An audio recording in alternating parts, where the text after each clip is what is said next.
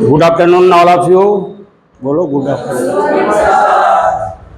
तो मेरे प्यारे बंधु, आज जो हम लोग क्लास करने जा रहे हैं वह आपका बायोलॉजी में प्लांट किंगडम आज पढ़ाने जा रहा हूँ मैं। बायोलॉजी में हम लोग प्लांट किंगडम की बात आज करेंगे, चूँकि इसके पहले वाला क्लास में एनिमल किंगडम की बात हो चुका है। अगर आपको पढ़ाई नहीं हुआ है तो अब हमारा वीडियो डाला हुआ है, उसको आप देख लेंगे। फिर भी आपको समझ में नहीं आएगा तो मैं दूसरी क्लास में आपका क्लास में ले लूँगा। तो मेरे प्यारे बंधु, इसके पहले वाला क्लास जो आपका हो चुका है कि हम लोग डाइवर्सिटी ऑफ ऑर्गेनिज्म पढ़ चुके हैं। डाइवर्सिटी क्या है, डाइवर्सिटी का कारण क्या है, और इसके विषय में हम लोग विस्तृत चर्चा कर चुके हैं। इसका वीडियो भी आपको डाला जा चुका है। तो मेरे प्यारे बंधु, जीत के लिए जुनून चाहिए। पढ़ाने से पहले जीत के लिए जुनून चाहिए, आत्मविश्वास रगों में खूब चाहिए। ये आसमान भी आएगा जमी पर, इरादों में जीत की गूंज चाहिए। तो मेरे प्यारे बंधु, आज का जो क्लास है बहुत ही इम्पोर्टेंट क्लास है। ये पूरे जो बायोलॉजी का जो हम लोग अध्ययन करते हैं, इसी क्लासिफिकेशन के जंतुओं के बारे में हम लोग अध्ययन करते हैं। तो आज केवल मैं प्लांट की बात करूँगा। चूँकि एनिमल किंगडम का क्लास हो चुका है, तो आज जो हमारा क्लास होगा वह प्लांट किंगडम। तो भाई ये प्लांट किंगडम जो है, इसको हम लोग दो भाग में बांटेंगे। क्योंकि आप नज़र घुमा करके देखोगे तो कुछ ऐसे पौधे आपको नज़र आएंगे जिसमें पुष्प लगता है, कुछ है और बीज भी लगता है, फल भी लगता है। पर कुछ ऐसे पौधे आपको नज़र आएंगे जिसमें फूल भी नहीं होता है, पुष्प भी नहीं होता है और आपका बीज भी नहीं होता है। तो कुछ ऐसे पौधे भी आपको नज़र आएंगे। तो इसी पुष्प के आधार पर हम इसको दो भाग में बांटेंगे। पहला को हम लोग कहेंगे क्रिप्टोगैमस। क्रिप्टोगैमस या क्रिप्टोगैमी भी कहा जाता है, MAE। क्रिप्टोगैमस भी कहते हैं इसको, या क्रिप्टोगैमी भी कहते हैं। दूसरा हम लोग इसको बांटेंगे कौन सी में भाई, तो फेनेरोगैमस। फेनेरोगैमी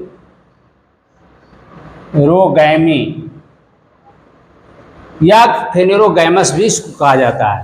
हिंदी में बात करें तो हिंदी में इसको कहते हैं हिंदी में उसको कहते हैं अपुष्णोविद।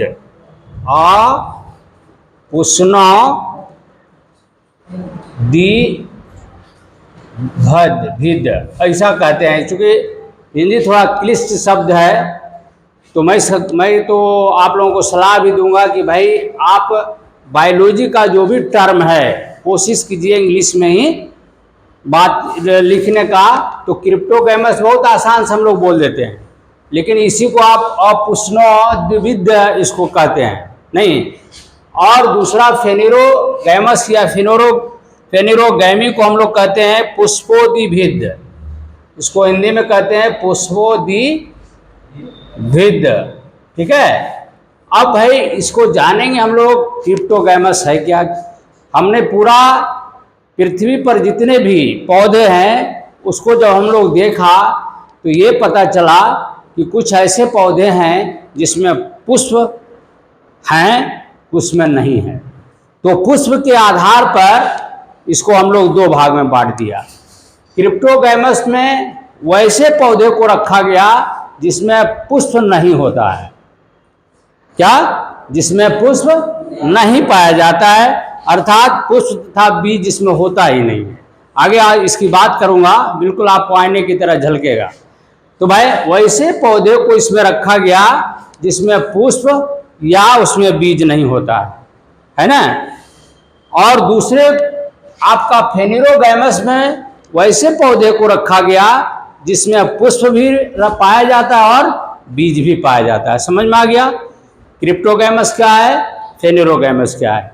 अब भाई ये क्रिप्टोगैमस जो है ना, इसमें कुछ ऐसे पौधे पाए गए जिसमें आपको पुष्प तो था नहीं, लेकिन कुछ विशेष लक्षण था। क्या था? कुछ विशेष लक्षण था। तो उस लक्षण के आधार पर इसको हम लोग 3 भाग में बांटते हैं। इसको कितना भाग में बांटते हैं? 3 भाग में बांटते हैं। पहला को कहा जाता है थाइलोफाइटा, थाइलोफाइटा, ठीक है। दूसरा को कहा जाता है ब्रायोफाइटा, ब्रायोफाइटा, और तीसरा को कहा जाता है टेरिडोफाइटा, टेरिडो, हाँ, PTERRI होगा, टेरिडोफाइटा। अब भाई हम लोग एक एक करके ये तो हमको मालूम हो गया। क्या मालूम हुआ? कि भाई क्रिप्टोगैमस वैसे पौधे को इसमें रखा गया है जिसमें पुष्प और फल लगता ही नहीं या बीज होता ही नहीं है ना। अब इसमें कुछ ऐसे पौधे मिले इसमें तो पुष्प और फल है ही नहीं। तो ये सब में जान लीजिए कि इसमें भी नहीं है, इसमें भी नहीं है, इसमें भी नहीं है। ये थाइलोफाइटा में, चूंकि थाइलोफाइटा का बापे में नहीं है तो बेटा में होगा क्या? थाइलोफाइटा या ब्रायोफाइटा या टेरिडोफाइटा का बाप कौन है? क्रिप्टोगैमस। जब क्रिप्टोगैमस के बापे में नहीं है तो बेटवा में होगा? नहीं होगा। ये तो बात पक्का हो गया। चलिए, तो भाई अब एक एक करके हम लोग थाइलोफाइटा और ब्रायोफाइटा की चर्चा करेंगे। क्या करेंगे? एक एक करके क्या करेंगे? थाइलोफाइटा और ब्रायोफाइटा की बात करेंगे। जब थाइलोफाइटा ये क्या है, ब्रायोफाइटा क्या है, या टेरिडोफाइटा क्या है, इसकी चर्चा करेंगे। आप जाओगे किताब में, जो मैं पढ़ा रहा हूँ बिल्कुल आपको सेम टू सेम मिलेगा। इसमें कुछ आपको अंतर नहीं होगा। केवल आप क्या कीजिएगा, इसको वीडियो भी सुनिएगा तो ऊपर भी लगता है आधी हो जाएगा, नाम याद करना है। अब थाइलोफाइटा हम लोग जानेंगे। अब ये तो हम समझ गया भाई, क्रिप्टोगैमस में ये 3 भाग में इसको हम लोग बांट दिए। अब हम ये जानेंगे भाई, थोड़ा सा फेनेरोगैमस की भी बात कर लेते हैं, ठीक है, ताकि आपको उपसंहार के रूप में ये पता हो जाएगा। फिर आगे आगे एक एक करके आगे हम लोग देख लेंगे। तो भाई फेनेरोगैमस जो था, ये फेनेरोगैमस जो है इसको हम लोग 2 भाग में बांटते हैं, है ना। या ऐसा कहो फेनेरोगैमस के 2 बेटा। कौन कौन? तो इसको कहते हैं जिम्नोस्पर्म, जिम्नोस्पर्म, ठीक है। और दूसरे को कहते हैं एंजियोस्पर्म, एंजियोस्पर्म। अब ये बात जान लिया कि फेनेरोगैमस तो वैसे पौधा है जिसमें पुष्प भी है और बीज भी है। अब ये कहता है कि नहीं, ये आपका फेनेरोगैमस को 2 बेटा है, एक है जिम्नोस्पर्म और दूसरा एंजियोस्पर्म।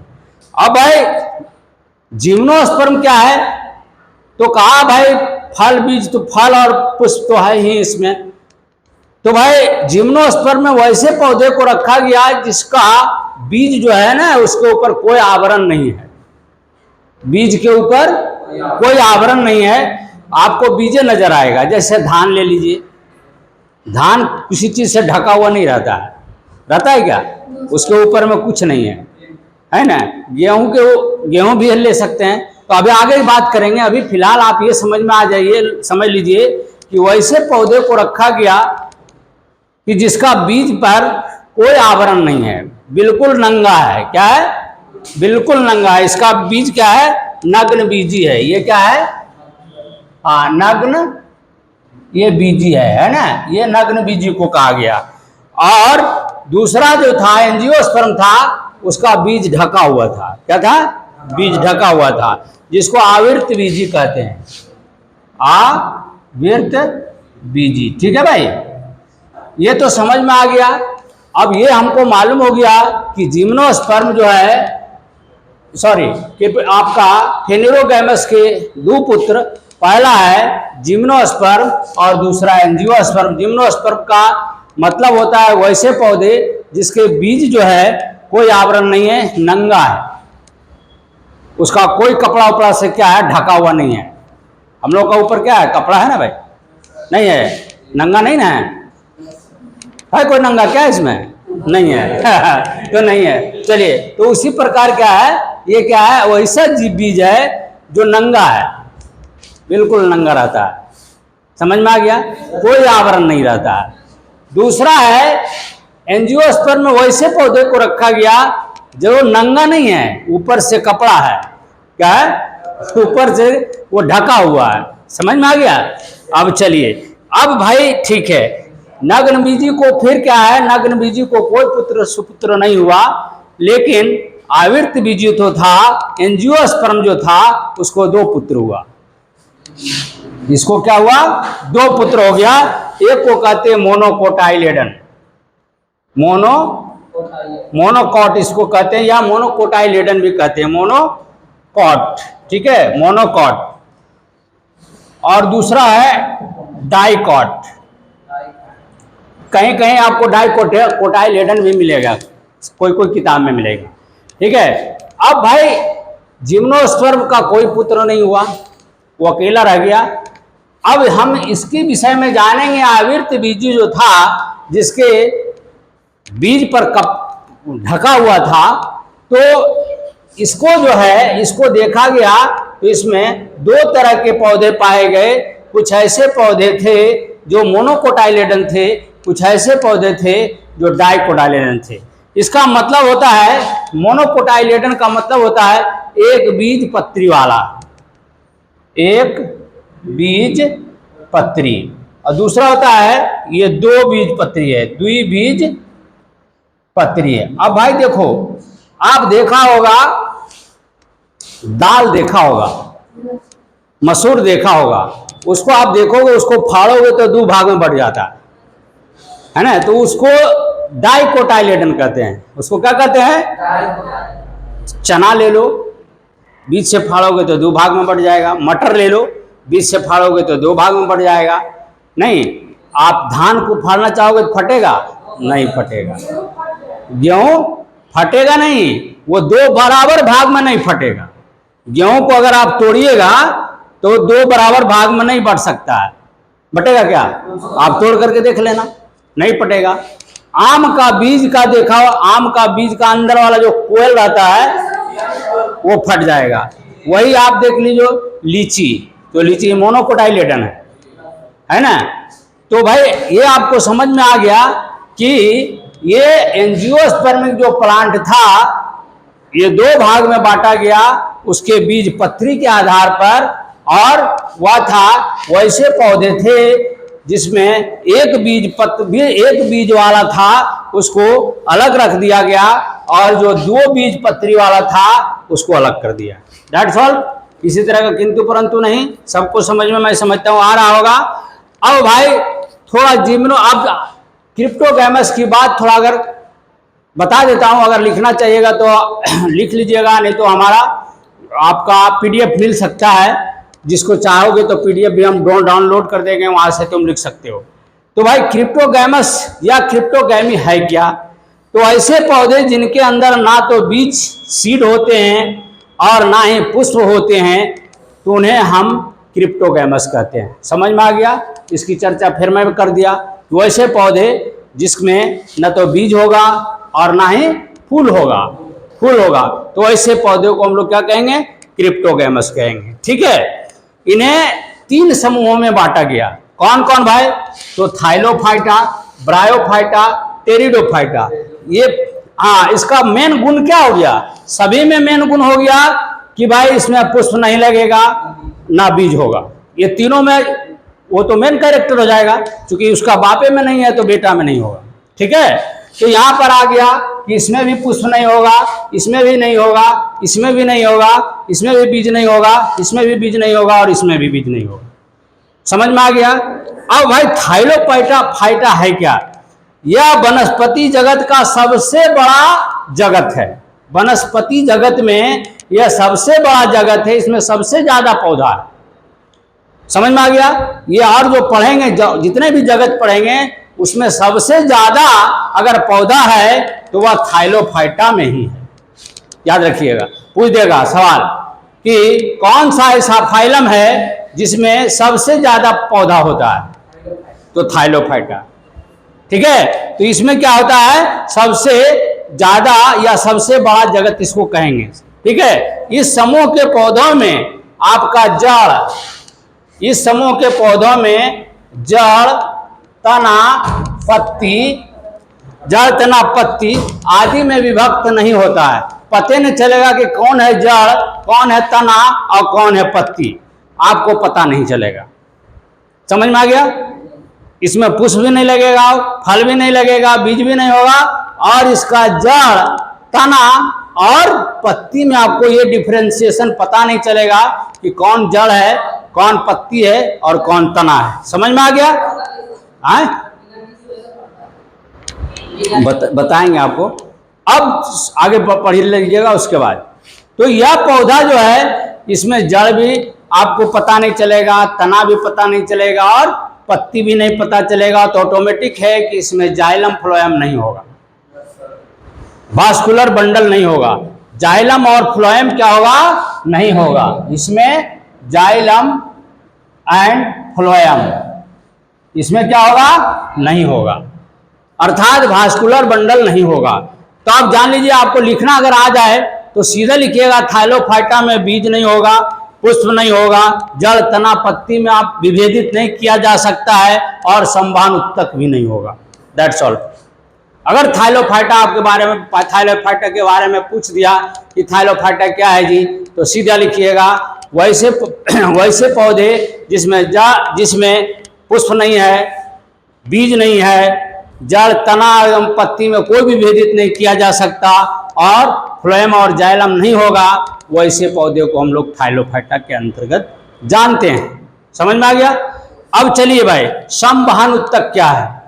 यहाँ वास्कुलर बंडल की बात आया, वास्कुलर टिश्यू की बात आया। तो वास्कुलर टिश्यू जो होता है वह the combination of xylem and phloem is known as vascular tissue. मतलब वास्कुलर टिश्यू हम उसको कहेंगे या संवहनोत्तक हम उसको कहेंगे जिसमें जाइलम और फ्लोएम पाया जाता है, उसको हम कहेंगे वास्कुलर टिश्यू। अब जाइलम का क्या काम है, फ्लोएम का क्या काम है? तो जाइलम जो जमीन के नीचे से रॉ मटेरियल्स, खाद्य पदार्थ, जैसे आपका विटामिन्स हो गया, मिनरल्स हो गया, लवण हो गया, ये सभी खाद्य पदार्थ को नीचे से लेकर के पत्ती तक पहुंचाता है, वो जाइलम का काम है। फ्लोएम का क्या काम है भाई? तो फ्लोएम में का काम है जाइलम में बना बनाया भोजन, जब भोजन प्रकाश संश्लेषण के द्वारा बन गया तो वो भोजन को सभी अंगों तक पहुंचाने का जो काम करता है वो फ्लोएम का काम है। समझ में आ गया? अब जाइलम और फ्लोएम किसमें रहेगा? तो ये समझ लीजिएगा, जो बड़ा बड़ा पौधा रहेगा उसी में रहेगा, छोटे पौधे में नहीं रहेगा। यहाँ पर जड़ और तना और पत्ती की बात आया, तो जड़ और तना, पत्ती जब अलग अलग हम बांट सकते हैं, कब? जब बिल्कुल अलग दिखाई पड़ेगा तब। इसका मतलब बहुत छोटा पौधा होगा, इसका मतलब क्या हुआ? बहुत छोटा होगा। जैसे आपको उदाहरण के तौर पर आपको मैं दे देता हूं, आपके घर में जहां पर चापाकल है, आपके घर में जहां पर कुआं है, वहां पर काई लग जाता है। क्या लग जाता है? काई लग जाता है। उसका काई जब लग जाता है तो काई को आप पता लगाओगे कि कौन है जड़ और कौन है पत्ती और कौन है तना? पता लगाओगे? तो यही बात है। समझ में आ गया? लेकिन है वो पौधा, क्या है वो पौधा।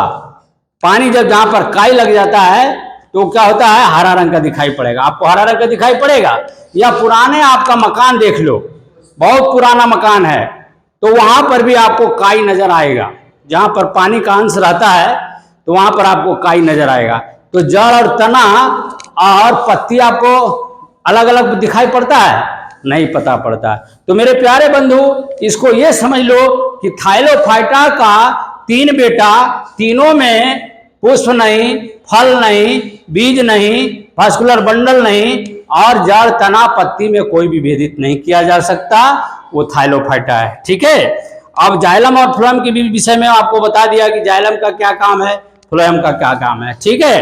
अब देखो भाई, एक बात और आपको समझ लीजिए, क्या समझना है, थोड़ा सा आपको फिगर के द्वारा मैं समझा देता हूं। सपोज दैट यहां क्या है, ये आपका पत्ती है, क्या है, ठीक है, ये पत्ती है। अब ये पत्ती जो है, यहां पर सपोज दैट यहां पर जड़ है, यहां पर पौधा है, क्या है, यहां पर आपका पौधा है ना, यहां पर घंटी भी हमारा ही है आपका। इसके बाद आपका गेम है, ठीक है, इसलिए आपका बकाना नहीं है। इसके बाद भी चूंकि घंटी जो था किसी दूसरे का था। तो ये देखो क्या है, ये आपका क्या है, ये आपका पौधा है, ठीक है, ये आपका क्या है, पौधा है। ये पौधा का जड़ नीचे है ना जी, नीचे जी। चूंकि जाइलम और फ्लोएम आपको समझा रहे हैं कि जाइलम फ्लोएम का क्या काम है। अब ये पौधा का पत्ती यहां तक क्या चला गया है, चूंकि तना बहुत बड़ा है तो यहां पत्ती चला गया है। अब यहां जो पत्ती, यहां क्या है, जाइलम है, क्या है, हाँ जाइलम है। अब ये जाइलम कहां से जुटा हुआ है, तो जड़ से जुटा हुआ है। ये जड़ कहां है, तो जमीन के नीचे है। वहां क्या है, पानी है, वहां क्या है, कैल्शियम है, वहां क्या है, सोडियम है, वहां क्या है, मिनरल्स है, वहां क्या है, आपका विटामिन्स है। ये सभी को क्या करता है, ये जल जमीन के से जल खींचता है, और जल के साथ साथ क्या हो जाता है, सारा मिनरल्स वगैरह जो होता है, जो खनिज पदार्थ होता है, जो भोज्य पदार्थ होता है, उसको क्या करता है, एब्जॉर्ब कर लेता है। एब्जॉर्ब करके कहां ले गया, देखो यहां जा रहा है, एब्जॉर्ब करके कहां ले जा रहा है, पत्ती में ले जा रहा है, पत्ती में ले गया। अब ये पत्ती में क्या है, स्टोमाटा है, जहां क्लोरोफिल है। अब वहां से रोशनी कहां से आ रहा है, तो वहां से आ रहा है, कहां से आ रहा है, तो सूर्य से रोशनी आ रहा है। ये क्या है, सूर्य है, ये रोशनी आ रहा है। अब रोशनी वहां से आया, वायुमंडल में कार्बन डाइऑक्साइड है, नीचे से जल ले लिया, नीचे से रॉ मटेरियल्स ले लिया। अब यहां क्या किया, भोजन बना दिया। कौन बना दिया, क्लोरोफिल बना दिया, पत्ती बना दिया, भोजन बना दिया। भाई भोजन तो बना दिया, अब उसको बांटेगा कौन, घर की गृहिणियां जो होती है, भोजन तो बना देती है, खाना बना देती है, तो बांटने वाला क्या रहता है, कोई दूसरा आदमी का, जब जाओ भाई फलना को दे दो, तुम फलना को दे दो, भोजन को दिया है ना। तो यहां पर भी वही बात है, पत्ती का काम है भोजन वोजन बना दिया, किसकी उपस्थिति में, हाँ क्लोरोफिल की उपस्थिति में, सूर्य की रोशनी की उपस्थिति में, वायुमंडल से कार्बन डाइऑक्साइड की उपस्थिति में, और कुछ एंजाइम की मदद से क्या करता है, ये भोजन बना दिया। अब ये भोजन बनाने के बाद ये क्या करता है, चलो भाई भोजन बन गया।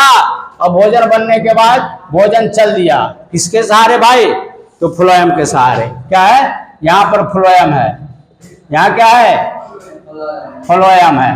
अब ये कहा कि चलो भाई फ्लोएम, फ्लोएम तुम ले जाओ भोजन, हाँ भोजन ले जाओ, कहाँ ले जाओ, बांट दो, पूरे बांट दो, है ना, कहाँ कहाँ जिसको जिसको जरूरत है। अब ये भोजन कहाँ चल दिया, भोजन चल दिया सभी को पहुंचाने के लिए, सभी को कहा, तो पहुंचाने के लिए, सबको पहुंचा दिया। तो यही है आपका जाइलम और फ्लोएम का काम, ठीक है। अब देखो भाई, थाइलोफाइटा का कुछ उदाहरण आपको मैं बताने जा रहा हूं, क्योंकि अभी थाइलोफाइटा की चर्चा हो रही है। तो थाइलोफाइटा के उदाहरण में शैवाल को आपने देखा होगा, एल्गी को जिसको हम लोग कहते हैं काई वगैरह देखते हो, तो ये आपका शैवाल है। दूसरा कवक, फंजाई, फंजाई कहां पर आपको मिलेगा, तो आप रोटी को छोड़ दो, रोटी बना बनाया छोड़ दो, थोड़ा बहुत कहा जहां पर आर्द्रता है, जहां पर पानी का अंश है, कुछ दिन के बाद देखोगे उस पर उजला उजला उजला उजला करके फफूंद निकल जाएगा। क्या निकल जाएगा, फफूंद निकल जाएगा, उसी को हम लोग कहते हैं फंजाई। क्या कहते हैं, उसी को कहते हैं फंजाई, जिसको कवक कहते हैं। और लाइकेन भी आपको मिल जाएगा, लाइकेन, चूंकि लाइकेन भी क्या होता है, यह भी आपका थाइलोफाइटा का उदाहरण है। तो इसमें कौन कौन आ गया भाई, तो पहला आ गया एल्गी, दूसरा आ गया फुनगी या फंजाई भी कहते हैं इसको, और तीसरा आपको लाइकेन। तो यही तीन विषय, तीन आपको पौधे के विषय में आपको पढ़ना है, तीन पौधे के बारे में पढ़ना है।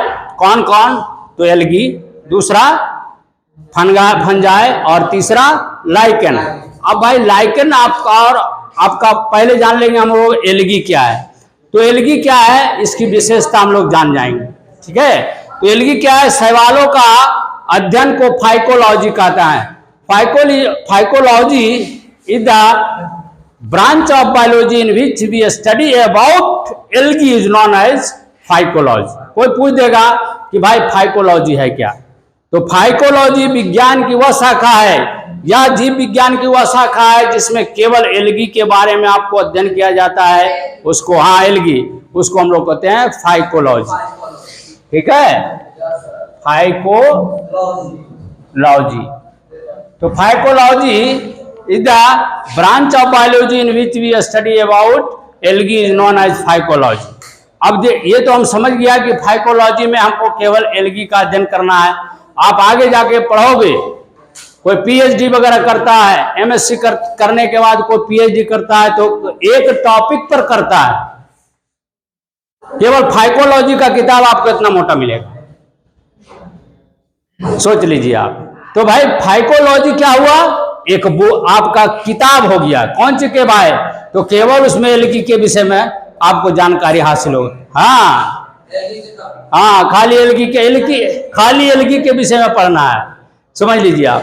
अब चूंकि आपको फाइकोलॉजी मालूम हो गया, दूसरा है इसमें जब छोटा है तो जान लीजिए कि वास्कुलर बंडल नहीं होगा,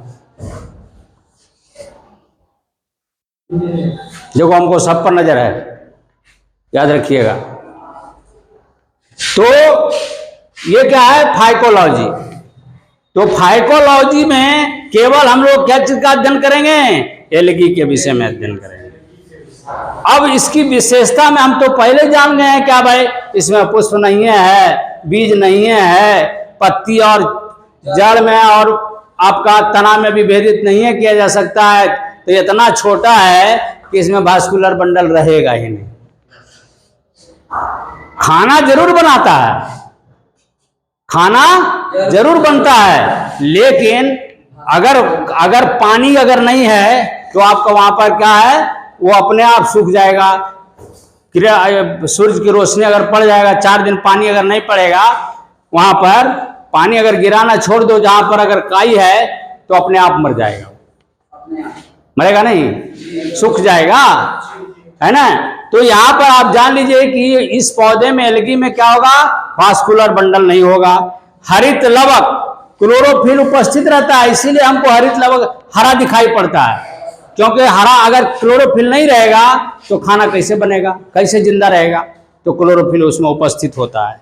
शैवालों की कोशिका भित्ति सेल्यूलोज की बनी होती है। इसका जो कोशिका होता है, कोशिका भित्ति सेल वाल जिसको कहते हैं, वह सेल्यूलोज का बना होता है, सेल्यूलोज का बना होता है। चूंकि ये सेल्यूलोज जो होता है ये जिंदा रहता है, चूंकि ये प्रोटोप्लाज्म रहता है तो ऑटोमेटिक ये जिंदा रहेगा।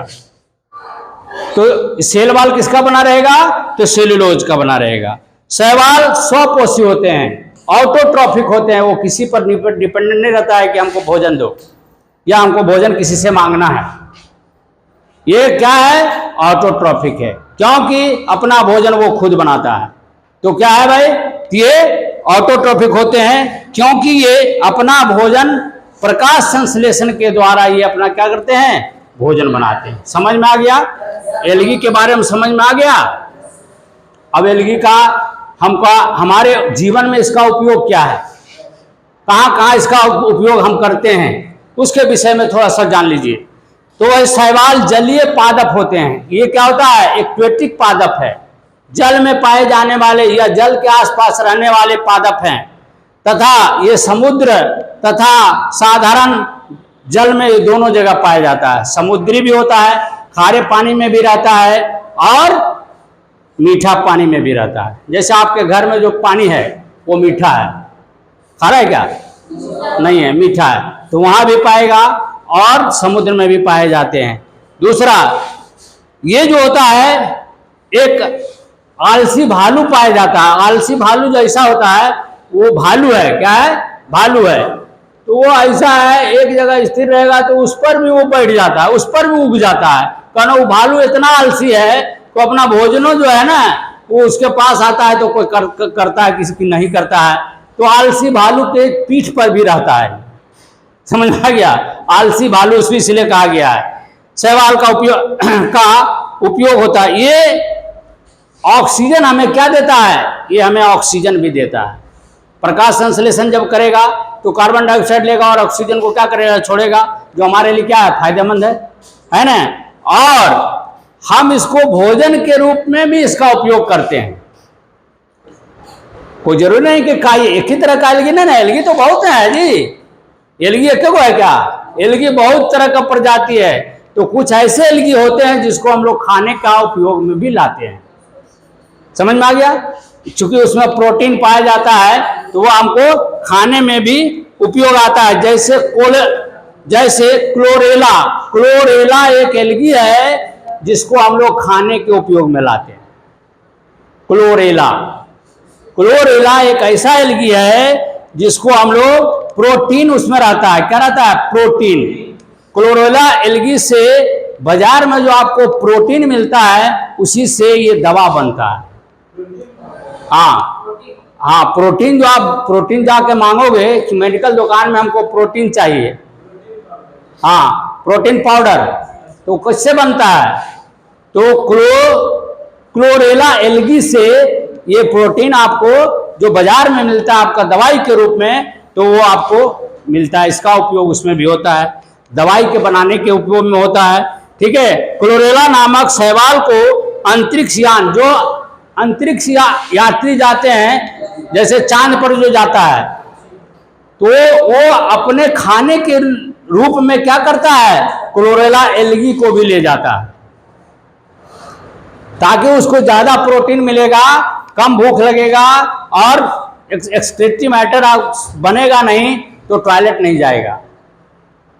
एक्सक्रीटरी मैटर मत बनेगा तो टॉयलेट नहीं जाएगा जी। तो अंतरिक्ष में वो इसीलिए उस वैसे भोजन को ले जाता है जहां प्रोटीन उसको मिले और शरीर क्या रहे? ताकत बना हुआ रहे और लाइटिंग नहीं जाए। समझ गया कि नहीं? तो ये क्लोरेला एलगी जो होता है वो आपका अंतरिक्ष यात्री जो जाते हैं, चांद पर जो जाते हैं, वो भी इसका उपयोग करने के लिए ले जाते हैं। ठीक है भाई। अब भाई ये जान लीजिए कि समझ में आ गया। अब हम लोग जानेंगे एलगी जो है वो एलगी 4 प्रकार के होते हैं। एलगी कितने प्रकार के होते हैं? 4 प्रकार के। एक को कहते हैं हरा शैवाल, दूसरे को कहते हैं लाल शैवाल, तीसरे को कहते हैं भूरा शैवाल और चौथे को कहते हैं नीला शैवाल। अब मेरे बंधु ये समझ लो कि आपका जो रंग बनाया जाता है, लाल रंग है या हरा रंग है या भूरा रंग है या नीला रंग है, ये किससे बनाया जाता है? यही एलगी से बनता है जी। आपका नीला रंग जो बनता है तो नीला रंग का एलगी है, उसी से बनता है। और इसमें नीला रंग का जो एलगी होता है उसमें ब्लू ग्रीन एलगी जो होता है उसमें एक प्रकार का पिगमेंट पाया जाता है जिसका रंग नीला होता है और उस पिगमेंट का नाम है फाइकोसाइनिन। उसका नाम है फाइकोसाइनिन। ये जो है एक प्रकार का पिगमेंट है जिसका रंग नीला है, इसी के कारण नीला हरित है, नीला शैवाल है। और यह नीला रंग का होने के कारण एक प्रकार का नीला रंग हमको देता है। दूसरा है हरा शैवाल। तो हरा शैवाल क्या है? इसमें क्लोरोफिल नामक एक पिगमेंट पाया जाता है जिसका रंग हरा होता है, जिसके कारण ये हरा रंग का दिखाई पड़ता है और हरा रंग भी हम इसी से ग्रहण करते हैं। उसके बाद ये क्लोरोफिल का रंग कैसा है? हरा है।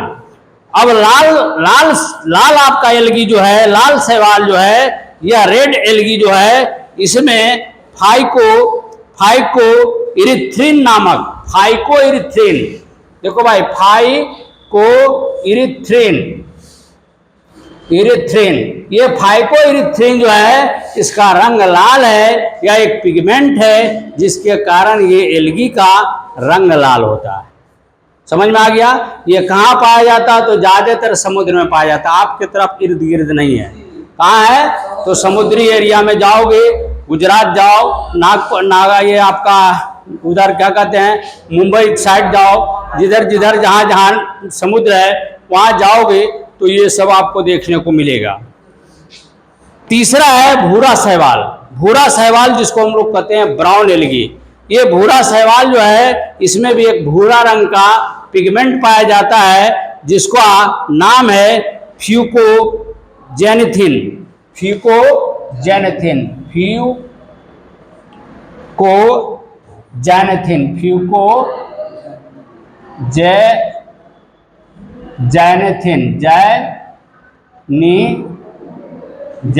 है, जैनथिन। देखो ये भी एक प्रकार का पिगमेंट है जो भूरा रंग का होता है। और बकिये रंग जो आपको बनता है ये सभी को आपस में एक दूसरे रंग को मिला करके एक तीसरा रंग बन जाता है।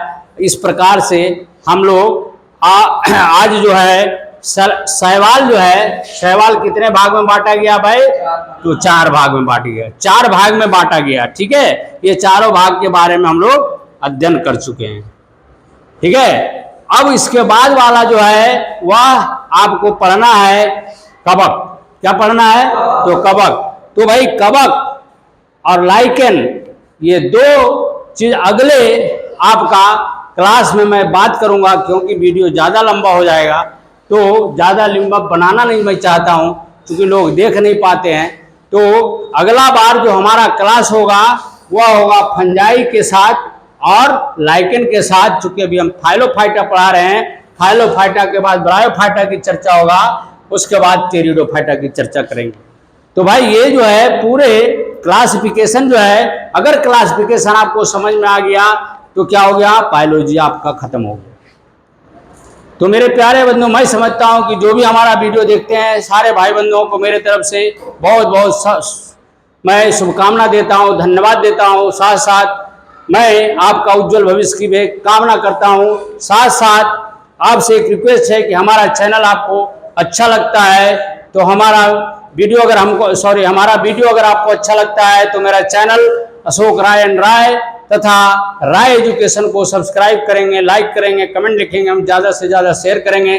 इसी शब्दों के साथ आज का मैं क्लास समाप्त करता हूँ। जय हिंद, जय भारत।